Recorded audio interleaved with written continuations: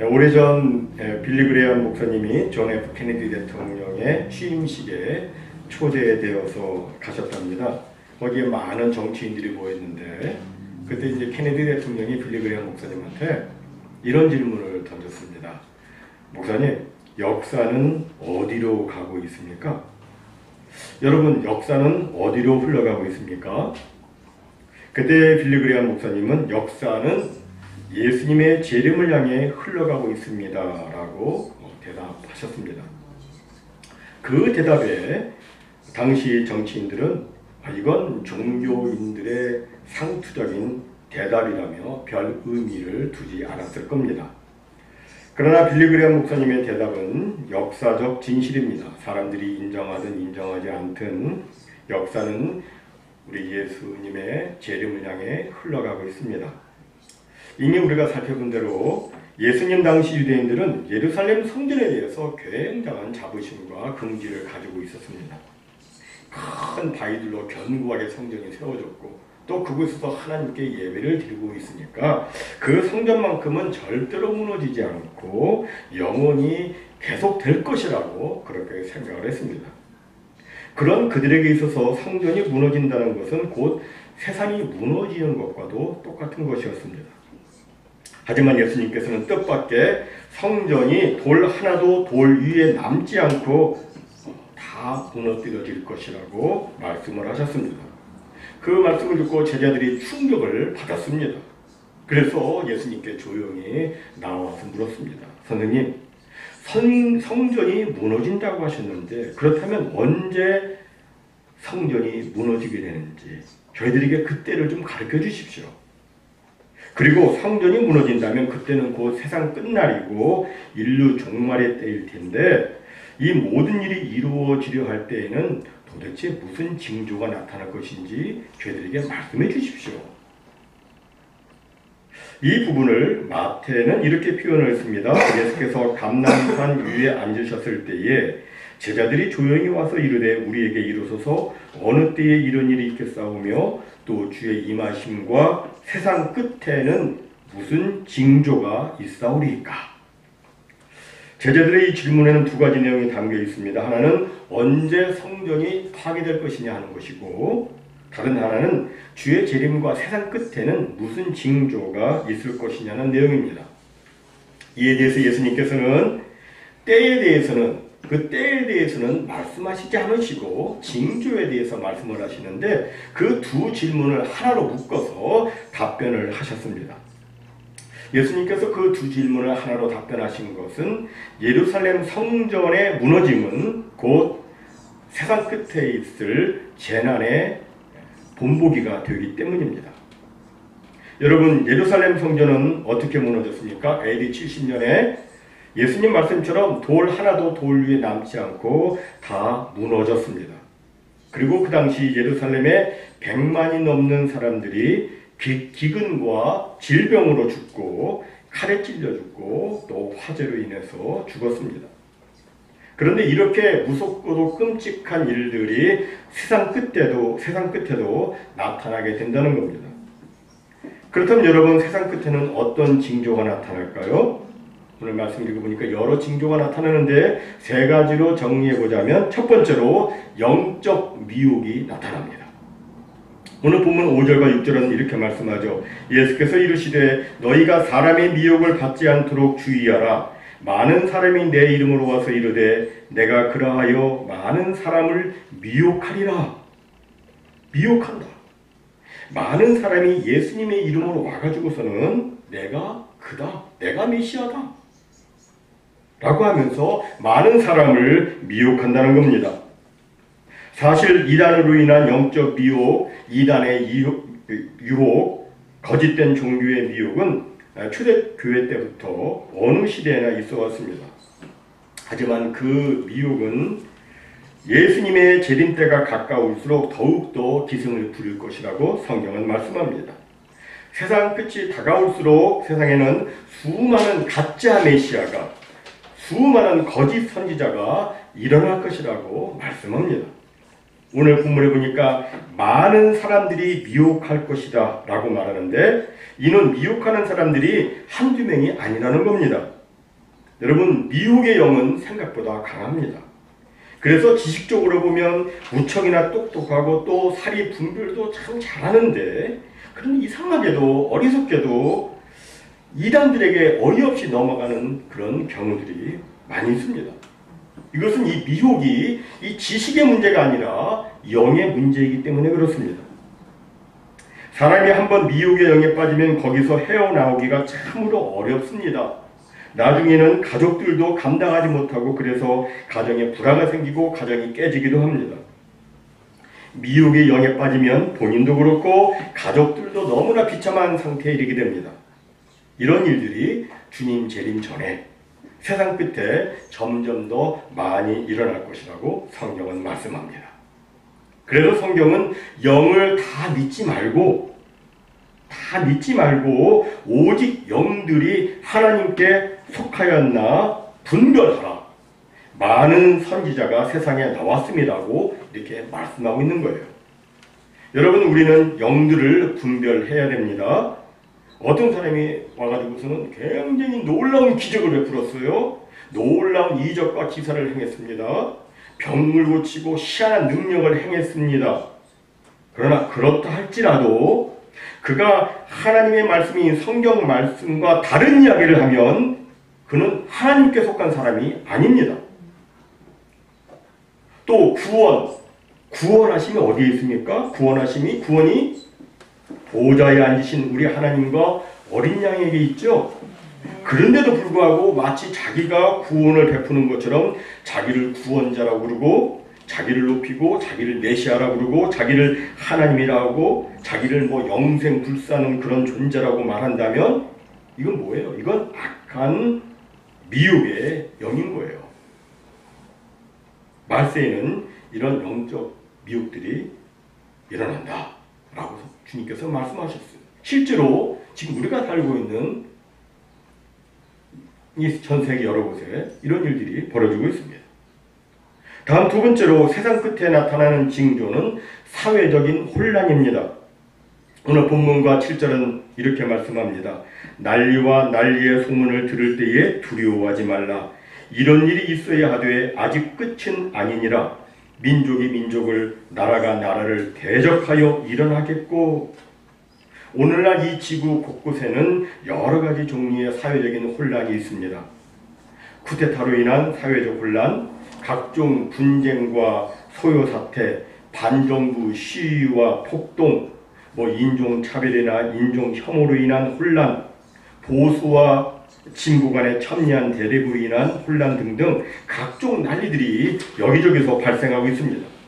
이런 난리들은 마지막 때가 가까울수록 각 나라와 사회 속에 더 많이 발생할 것이고 그 소문은 매스컴을 통해서 우리들의 귀에 더욱 빨리 들려올 것입니다. 그리고 민족이 민족을, 나라가 나라를 대적하여 일어나는 전쟁은 세상 끝이 다가올수록 더 증가할 겁니다. 우리가 역사를 보면 이 지구상에 전쟁이 없었던 때는 거의 없습니다. 미시간 대학에서 발표한 전쟁 관련 데이터 COW Correlation of War에 보면 1816년부터 2009년까지 전쟁이 없었던 때는 단 한 해도 없었다고 이렇게 나와 있어요. 그리고 미래학자인 엘빈 토플러는 1945년부터 1990년까지 2340주간 동안에 지구촌에 전쟁이 없었던 시기는 단 3주일밖에 되지 않는다고 했습니다. 그 기간에 3주일만 전쟁이 없었고 2337주 동안은 계속 전 세계에 전쟁이 있었던 거예요.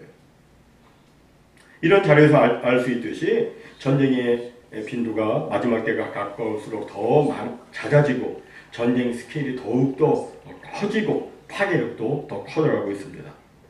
1990년대 그때 이제 소위 동서 냉전 구도가 해체되었죠.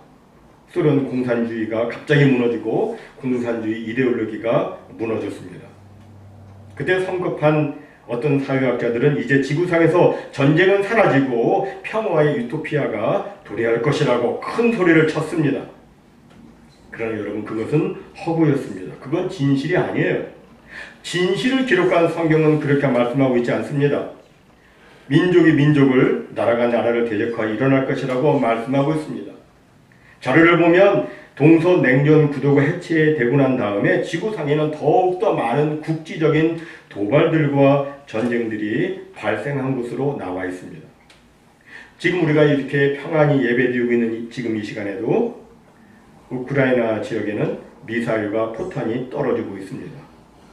중동 지역과 아프리카와 중남미와 동남아 또 세계 여러 곳에 사람들이 막 서로를 향해서 총칼로 죽이는 그런 참혹한 내전과 전쟁들이 벌어지고 있습니다. 역사는 성경의 예언대로 최후의 전쟁, 아마겟돈 전쟁을 향해서 흘러가고 있습니다. 여러분, 우리 사람의 힘과 인간의 지혜로는 결코 이 세상의 평화를 정착시킬 수가 없습니다. 우리는 평화를 위해서 기도하고 노력해야 하지만 그럼에도 평화는 사람의 힘으로는 결코 오지 않습니다. 참 평화는 우리 예수님께서 다시 오셔야 이루어질 수 있는데 그때까지 전쟁은 더 증거하고 더 파괴력이 더해갈 것이라고, 난리 소문은 계속해서 늘어날 것이라고 이렇게 성경은 말씀하고 있어요. 다음 세 번째로 세상 끝에 나타나는 징조는 자연재앙입니다. 오늘 본문 8절 하반절을 보면 이렇게 말씀하죠. 곳곳에 지진이 있으며 기근이 있으리니 이는 재난의 시작이니라.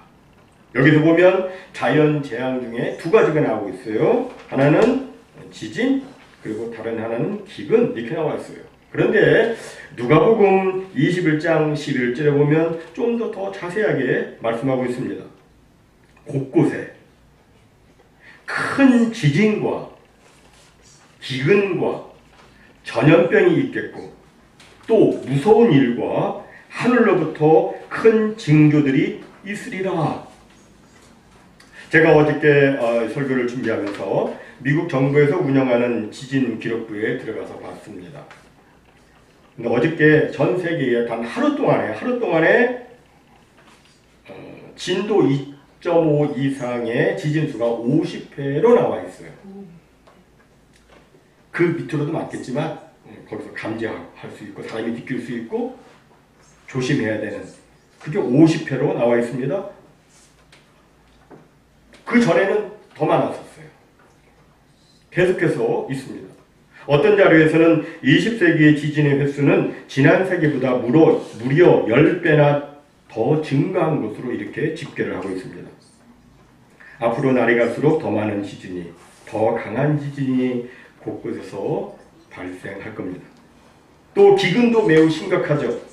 세계 식량 안보 및 영양 현황 보고서에 따르면 2021년도에는 8억 2,800만 명이 심각한 기아의 영향을 받았다고 되어 있어요. 8억 2,800만 명, 엄청나죠? 그런데 2019년에는 그것이 2021년도가 2019년보다 1억 5천만 명이 늘어난 수치라고 밝혔습니다. 이게 갈수록 늘어난다는 거죠. 그리고 세계 인구의 70%가량은 지금도 제대로 배불리 먹지 못해서 밤에 잘 때 배고픔을 느끼면서 사람들이 자는 것으로 이렇게 통계가 나와 있어요. 여러분들 가운데 배고파 하면서 잠을 청하는 분은 없으시잖아요. 근데 전 세계 70%는 배가 고픈 상태에서 잠이 드는 거예요. 또 전염병도 극심해지고 있습니다. 사람들이 지나친 욕심으로 환경 파괴를 하자 서식지가 줄어든 야생동물들이 사람에게 가까이 오게 되었습니다. 그래서 동물 몸속에 있는 바이러스가 인간에게 옮겨짐으로 극심한 전염병이 발생되고 있습니다. 예전에 경험하지 못했던 그런 전염병. 우리가 이미 경험한 코로나19도 그러하고 그 이전에 중동 호흡기 증후군 메르스 기억나실 거예요. 그리고 또 중증 급성 호흡기 증후군 사스 전부 다 그러합니다. 또 성경에 보니까 무서운 일들이 발생한다고 말씀해요. 인간이 석유, 석탄, 천연가스 같은 화석 연료를 지나치게 많이 사용한 탓에 발생하는 각종 자연재난이 생긴다는 거예요. 지금 전 세계 지구촌을 보면 심각한 지구 온난화로 인해서 강력한 토네이도가 그냥 여기저기서 막 생겨요. 태풍이 막 생깁니다. 사이클론이 생기고 허리케인이 생기고 그 발생되면 그 지역이 약 쑥대밭이 됩니다. 극지방에서는 오존층의 파괴로 만년설이 빠르게 녹아내려서 북극권의 한 마을의 기온이 화씨 100도까지 오르는 그런 기록도 남아 있습니다. 거대한 산불과 집중 폭우로 인한 홍수와 산사태, 화산과 해일 등과 같은 무서운 자연 재난들이 매년 기록을 경신하며 발생하고 있습니다. 대기 오염도 점점 심각해지고 수질 오염도 더 심해지고 있습니다. 성경이 기록된 대로 지금 돼가고 있는 거예요. 성경에 그렇게 말씀하고 있어요. 또 세상 끝에는 하늘로부터 큰 징조들이 있을 것인데 6장과 8장에 보면 해가 검은 털로 짠 상복같이 검어지고 해가 검은 털로 짠 상복같이 검어지고 달은 온통 피같이 되고 해달별이 타격을 받아서 어두워진다고 말씀해요. 그리고 천체에 이상이 생겨가지고 하늘의 별들, 여기 하늘의 별들이라면 하늘에 엄청난 유성들도 포함될 것이고 또 대기권 밖에 그 위성들도 포함이 되겠죠. 이런 것들이 무화과 나무가 태풍에 흔들려 설익은 열매가 떨어지는 것 같이 땅에 떨어진다. 무화과 나무에 맺혔는데 이게 덜 익었는데 태풍이 불어왔어요. 그럼 이게 막 떨어질 거 아니에요. 그렇게 떨어진다. 하늘은 두루마리가 말리는 것 같이 떠나가는 일들이 생길 것이다 라고 성경은 말씀합니다. 이런 모든 재앙 성경에 예언된 대로 앞으로 계속해서 나타날 거예요. 큰 징조들과 대격변이 하늘로부터 발생할 것이고 영적 미혹과 사회적인 혼란이 계속해서 나타날 겁니다. 이미 우리 주변에서 이런 일들이 실제로 나타나고 있습니다. 그렇다면 여러분, 우리가 이런 상황이 있다면 우리는 어떻게 살아야 돼요? 우리는 주님 오실 날을 준비하면서 살아야 되겠죠. 세상 끝이 가까이 왔음을 알고 잘 준비를 해야 됩니다. 어떻게 준비해야 됩니까? 이에 대해서 오늘 본문 5절은 말씀하기를 주의하라고 먼저 말씀합니다. 주의하라. 여기서 주의하라는 말은 멈추지 말고 계속해서 주의하고 경계하라 그런 뜻이에요. 언제까지 주의해야 되냐면 우리 주님 오시는 날까지 주의해야 돼요. 심판의 날 직전까지 영적 미혹은 계속될 것이기 때문에 우리는 계속해서 주의해야 돼요. 영들을 분별해야 됩니다. 그리고 또 7절에 보면 두려워하지 말라고 예수님께서 말씀하셨습니다. 여러분, 지진이나 기근, 전쟁이나 전염병 또는 무서운 자연 재난들은 예수님 말씀처럼 끝이 아니라 재난의 시작입니다. 제가 어저께 뉴스를 딱 보니까 이제 허리케인의 시작이라고 이렇게 나오더라고요. 이제 또 허리케인이 시작이다. 재난의 시작이다. 재난의 시작이라고 했으니까 앞으로 이제 계속해서 재난들이 생길 것이다. 그런 말씀을 하신 거죠. 근데 이렇게 재난이 막 생기면 어느 때나 이런 종말의 징후들이 나타나면 극단적인 종말론자들이 사람들을 미혹을 합니다. 그때 막 두려워하는 사람들은 그들의 미혹에 쉽게 넘어가요. 왜냐하면 사람이 두려워하게 되면요, 믿음이 흔들리게 돼요. 어떤 사람은 두려워서 믿음을 포기하는 사람도 있어요. 믿음에 파손된 사람도 있어요. 또 이게 두려워하게 되면 어떻게 상황을 제대로 분별을 하지 못해가지고 잘못된 가르침에 쉽게 미혹되기도 합니다. 우리는 종말에 나타나는 그런 현상들, 그런 일들 자체를 두려워하지 말고 모든 것을 주장하시고 섭리하시는 우리 하나님을 두려워하면서 하나님을 두려워하고 말씀에 근거한 그런 견고한 신앙생활을 해야 돼요. 우리의 초점은 늘 하나님께 있어야 됩니다. 이 세상에 막 재난들 이런 것에 초점이 있으면 우리는 갈 길을 잃어버려요. 막 흔들려요. 두려움이 생겨요. 우리의 초점은 늘 살아계신 하나님께 있어야 됩니다. 또 마태복음 24장 42절에 보면 깨어 있으라라고 말씀합니다. 그러므로 깨어 있으라. 어느 날에 너희 주가 임하는지 너희가 알지 못함이니라. 우리는 예수님이 언제 오실지 전혀 알지 못합니다. 간혹 어떤 이단들은 자기들은 뭐 특별 은혜를 받아가지고 그 날과 시에 대해서 알 수 있다고 말하면서 목사님은 모르세요? 저희들은 압니다. 이렇게 말하는데 여러분 이거 전부 다 거짓이에요. 예? 자기들이 어떻게 그걸 알아요? 그러고 나서 막 안다고 해놓고 사람들 미혹해놓고서는 그러니까 안 오시니까 또 뭐라 그래요? 연기됐다. 아이, 그런데 미혹되면 안 돼요, 여러분. 그날과 시에 대해서는 알 수 없다. 예, 성경이 말씀해요.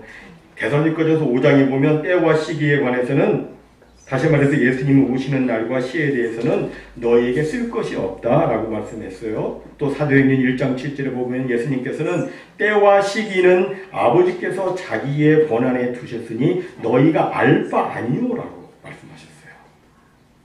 여러분, 왜 성경은 예수님이 오시는 날과 시에 대해서 말씀하지 않았을까요? 그것은 바로 왜 그래요? 모든 시대의 성도들이 항상 주님의 재림을 준비하는 마음으로 살아가도록 하기 위해서였죠. 만약 여러분 예수님이 2030년 1월 1일에 재림하신다. 이 성경이 기록이 많이 되었다면 만약에 아니에요. 근데 만약에 그렇게 됐다면 AD 100년 전에 살았던 사람들 AD 500년, 1000년 전, 1500년 전 살았던 사람들이 그 사람들이 뭐 재림의 긴박성을 느끼면서 뭐 간절함을 갖고 이렇게 막 살았겠어요? 그렇지 못하잖아요. 하지만 그 날과 시에 대해서는 알지 못하기 때문에 그들은 언제나 다시 오실 주님을 대망하면서 깨어있는 신앙생활을 했던 거예요. 예수님이 오늘 밤에 오실 수 있고 내일 오실 수도 있고 그걸 생각하면서 주님의 재림을 생각하면서 주님의 재림을 고대하면서 그들의 신앙을 지켜갔던 겁니다. 여러분, 참 신앙인은 주님이 언제 오시든 상관없이 날마다 주님 오실 날을 고대하고 준비하며 사는 사람들입니다. 이게 진짜 신앙이에요. 어느 특정한 날에 예수님이 오신다고 해가지고 막 1년 전부터 집 다 팔고 회사 안 나가고 그리고 막 가게 다 정리하고 그리고 며칠 전부터 막 공포에 떨면서 그냥 다 팔아가지고 그냥 막 집안 살림 다 정리해가지고 막 한쪽에 막 들어가고 기도원으로 들어가고 자기들끼리 모여가지고 막 이렇게 광신적으로 재림맞이 철야 기도를 하는 것 이것은 바른 신앙의 모습이 아닙니다. 그거 아니에요. 그게 아니라 언제 주님 오실는지 알지 못하기 때문에 늘 깨어 기도하고 주의 오심을 준비하는 깨어있는 신앙인, 이런 사람이 정말 제대로 된 신앙인이고 이런 사람이 정말 주님을 후회 없이 두려움 없이 그리고 부끄러움 없이 맞이할 수 있는 사람인 거예요. 예수님이 오늘 밤에도 오실 수 있으니까 우리는 지금 어떻게 살아야 돼요? 주님 앞에서 거룩하고 흠없이 그렇게 살아야 되죠. 예수님이 내일 오실 수도 있는데 그렇다면 어떻게 해야 돼요? 오늘 어떻게 살아야 돼요? 초대교회 성도들은요, 지나가는 이 떠다니는 구름을 보면서 예수님이 구름 타고 오신다고 하셨으니 혹시 저 구름이 예수님이 오시는 그 구름 아닐까 생각하면서 그 주님을 늘 주님의 재림을 생각하면서 그들이 살았던 거예요. 그러니까 얼마만큼 그들의 신앙을 그들이 잘 거룩하게 잘 지켜갔겠습니까? 오늘 우리도 마찬가지죠. 우리도 마찬가지예요. 사랑하는 성도 여러분, 주님께서 말세의 징조를 말씀하신 것은 우리를 두려워하게 하기 위함이 아니고 깨어 준비하도록 하기 위함입니다.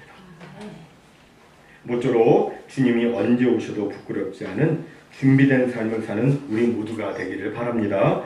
그리고 지금 내 심장이 막 뛰고 있지만 그러나 언제라도 내 심장이 멎을 수 있음을 기억하고 그 이후 주님 앞에서 내 생애를 결산할 때에 내 인생이 부끄럽지 않은 삶이 되도록 정말 마지막 심판과 그 이후 영혼의 때를 잘 준비하면서 사는 우리 모두가 다 되시기를 주님의 이름으로 축원합니다. 아멘.